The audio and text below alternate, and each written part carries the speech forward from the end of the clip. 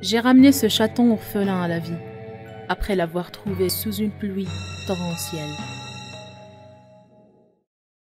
C'était presque 20 heures du soir. Il pleuvait des cordes.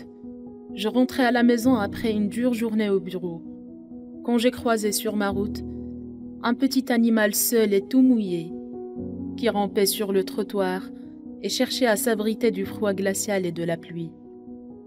À première vue, je pensais que c'était une souris, mais quand je me suis rapprochée, j'ai découvert un petit chaton qui avait encore son cordon ombilical attaché.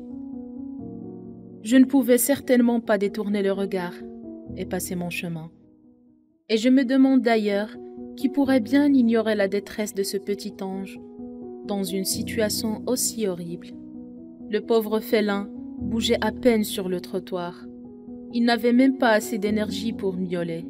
Il rampait doucement sur son ventre, comme s'il essayait de trouver sa mère. Sans aide, il ne pourrait pas s'en sortir. Sans trop réfléchir, je l'ai pris dans mes bras et ramené avec moi à la maison. Il était blessé, abîmé et trop maigre. Je l'ai mis à l'abri et je l'ai couvert pour réchauffer son petit corps. Il était très affamé et déshydraté. Alors, je lui ai donné à manger et à boire. Il en avait désespérément besoin. J'ai décidé de l'appeler Bruce, en référence à l'orphelin Bruce Wayne, connu sous le nom de Batman. Bruce s'est rapidement endormi comme une masse. Le lendemain matin, je lui ai donné son bain et j'ai pris soin de lui. Puis, je l'ai installé dans une petite pièce tranquille et lumineuse pour qu'il puisse devenir confiant.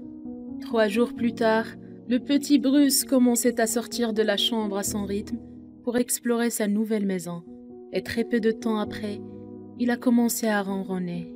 À ce moment-là, j'ai compris qu'il se sentait en sécurité. À 12 jours, Bruce pesait à peine plus de 100 grammes.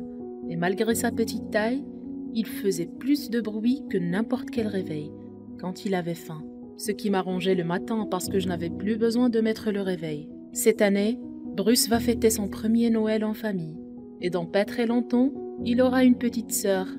Aujourd'hui, il se porte bien et il pèse 900 grammes. Aider un animal perdu ou abandonné vous demandera certainement quelques efforts. Sauver une vie n'est pas une mince affaire, mais souvenez-vous d'une chose.